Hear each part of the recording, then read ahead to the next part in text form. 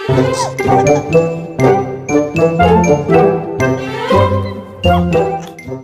अरब प्रदेश का व्यापारी महाराज कृष्णदेव राय के दरबार में घोड़े बेचने आता है। वह अपने घोड़ों की खूब तारीफ करता है, जिससे प्रभावित होकर महाराज कृष्णदेव राय उसके सारे घोड़े खरीद लेते हैं। इतने घोड़ों को खरीदने के बाद एक समस्या ये खड़ी हो जाती है कि इन्हें रखा कहाँ जाए।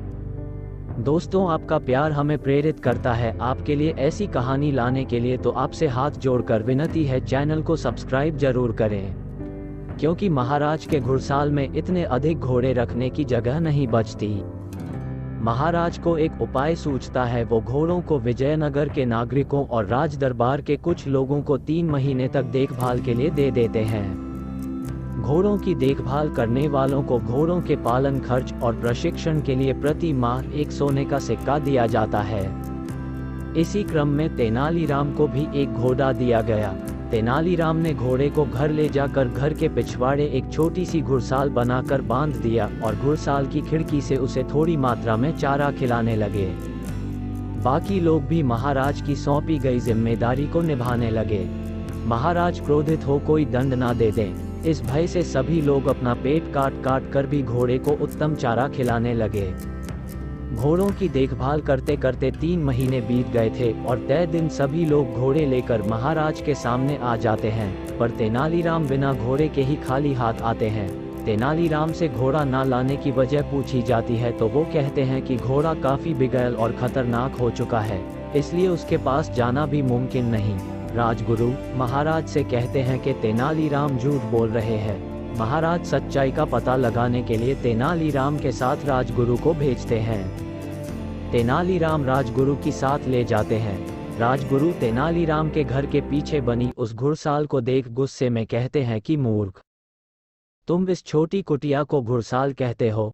तेनालीराम शांति से मुस्कुराते हुए जवाब देते हैं कि राजगुरु, आप मुझे क्षमा करें, मैं अज्ञानी हूँ, लेकिन घुड़साल में अंदर जाने से पहले सावधानी पूर्वक पहले खिड़की से देख लें।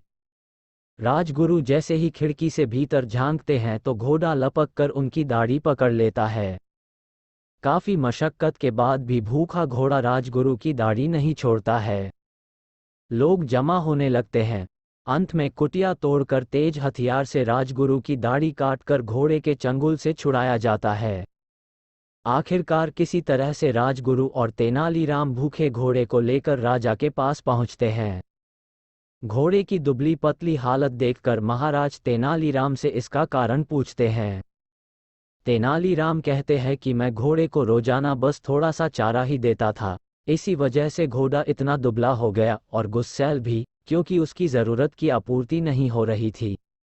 राजा तेनाली इसकी वजह पूछते हैं तो वो कहते हैं कि क्षमा करें महाराज, लेकिन आपकी गरीब प्रजा परिवार का पालन जैसे तैसे कर रही थी। इसके बाद उसे घोड़े को संभालने की अतिरिक्त जिम्मेदारी दे दी गई, जिस वजह से वो भी भूखे घोड़े की तरह परेशान और त्रस्त हो गई है। राजा का कर्तव्य प्रजा की रक्षा करना होता है, उन पर अधिक बोझ डालना नहीं। आपके आदेश से घोड़े तो बलवान हो गए पर आपकी प्रजा दुर्बल हो गई है। महाराज कृष्णदेव राय को अपनी गलती का एहसास होता है और तेनालीराम की बात समझ में आ जाती है और वह तेनालीराम की प्रशंसा करते हुए उन्हें पुरस्कार देते हैं। दोस्तों, चैनल को सब्सक्राइब जरूर करें।